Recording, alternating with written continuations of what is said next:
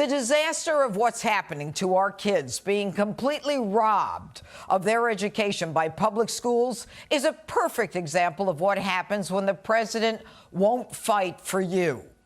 The disaster we're seeing in real time will probably result in the loss of 2 years of public education and will hamper our children for decades to come.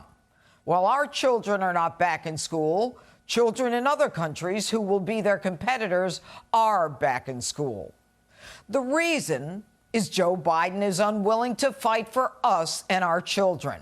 He is unwilling to give our children an equal footing in a future competitive and dangerous world because he is beholden to the politics and money of the United Federation of Teachers. Donald Trump would have made this fight a non-negotiable one for our children. Now, on his first day in office, President Biden promised to implement a national strategy to support safely reopening the schools, which he has not done. In fact, when Jen Psaki was asked in a news briefing this week about the status of Chicago Mayor Lori Lightfoot and Chicago schools, the third largest public school system in the nation, and the impasse between CPS and CTU, Psaki demurred, saying the White House was aware of the situation and hopeful that CPS and CTU could come to agreement. There was, however, no commitment to standing up to the teachers' union on behalf of our children. The White House response was the classic Washington two-step. If it comes down to a binary choice, who would the president choose, the kids or the teachers? I think that's a little bit unfair how you pose that question. Unfair? This is precisely the issue. So what's the problem, folks? Everyone knows that the CDC, national experts, and Anthony Fauci all support the reopening of schools. The Biden White House, however, downplayed the application of the CDC study, saying it only applied to certain areas and was not official guidance. Since when are the CDC's recommendations not official guidance? Joe, have you suddenly become a science denier? Is that the price you're willing to pay for teacher union support? Now, Mayor Lightfoot has asked for Biden's assistance in the gridlock between the public schools and the teachers union. These schools are open and safe, and we are ready to welcome our students back. And frankly, they've been ready for some time. Yet again, Lightfoot stood alone with no one from the teachers union present to even negotiate. Curious, the National Catholic Education Association reports its schools boast a total of enrollment of 1,600,000 plus students. And according to Catholic school administrators, they have moved heaven and earth to keep their classrooms open. But it's not just Catholic schools. It's between all private schools and public schools. Most of the private schools are open, and they have been teaching. And most of the public schools receiving money are closed and not teaching. Note to taxpayer, Biden has spoken out against school choice repeatedly in line with the UFT. The irony is that the private schools are getting along, and yet the parents of children in public schools are paying their taxes so that their children can go to school. Now, senators have pointed out the public schools have received over $68 billion to assist them in making it safe to return. But those teachers have been paid, and yet parents are doing the jobs of the teachers, not getting paid for it, and still paying for school taxes to pay the teachers. Public school teachers have been paid since this pandemic began. The science has been clear all along that children are rarely, if ever, susceptible to COVID, and there is little evidence of transmission by school-aged children.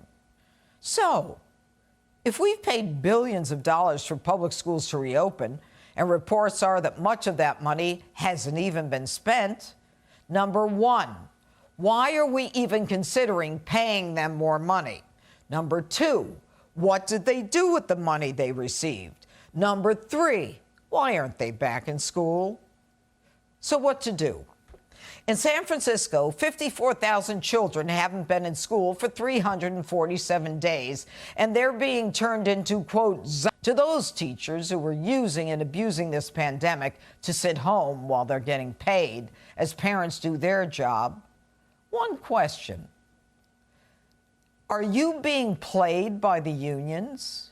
If your loyalty is to the children, and I believe that for most of you that it is, then you are being used by the unions, leveraging our children for their political pocketbooks. Now, I understand the need for teacher safety, but it's been almost a year and billions of dollars spent for your safety. The truth? The unions simply want more money. It's a money grab.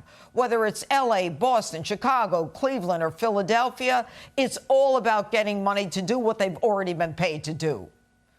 San Francisco is even suing their own school board. Chicago is trying to get the teachers union to the negotiation table. New York City, isn't thinking about regular schooling before next September, assuming they're thinking. Michael Bloomberg said it best. It's time for Joe Biden to stand up and say the kids are the most important things, important players here. And the teachers just are going to have to suck it up and stand up and provide an education. There is simply no substitute for in-person, in-school learning. Now, I keep hearing that teachers aren't in this to get rich. So why the stand down? Why do they need more money to come back? Why are they being paid for a job as they sit home and parents not skilled at teaching who have jobs of their own are doing the teacher's job? If private schools, charter schools, Catholic schools are proving every day that it's safe to teach. And as the unions keep putting up new hurdles like the vaccine, they're doing nothing more than gaming the system that the CDC experts and private schools have proven is safe.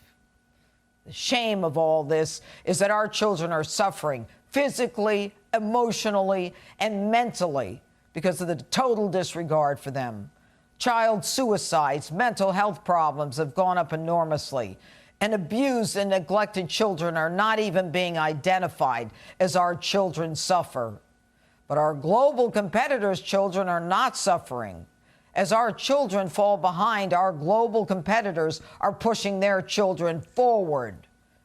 There's no room for union politics in this deadly game that we're involved in. And dithering with unions, which Joe Biden is apparently comfortable with, is the worst thing that we can do to our children today. And to the teachers out there, let me ask you something. If you're not elderly, prove to me that you're not gaming the system. In all this time, have you ventured out of your homes? Have you taken your garbage out to the curb? Have you gotten your hair cut or colored? Have you gone to the grocery store, the pharmacy, the gas station? Have you gone to McDonald's or Starbucks for a cup of coffee? Have you been in a hallway with other people coming out of your apartment or going to the doctor's office? If you have, explain to me why being with children in a protected environment is more dangerous than being with adults in those situations.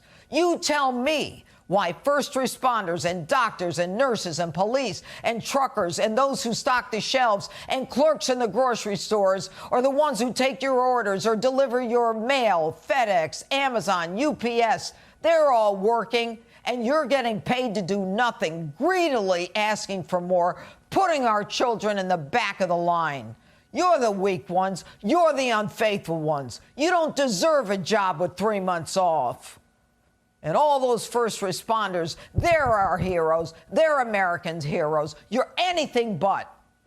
We can't afford to keep playing your games and paying you. Our children will never make up the lost year or years that you have taken from them. Teachers' unions, you have failed not only America's school children, but America as well. And that's my open. Let me know what you think on my Facebook and Twitter, #Judge Jeanine. And if you like my opens, you'll love my new book, Don't Lie to Me, available Books A Million, Barnes & Noble, Amazon, everywhere.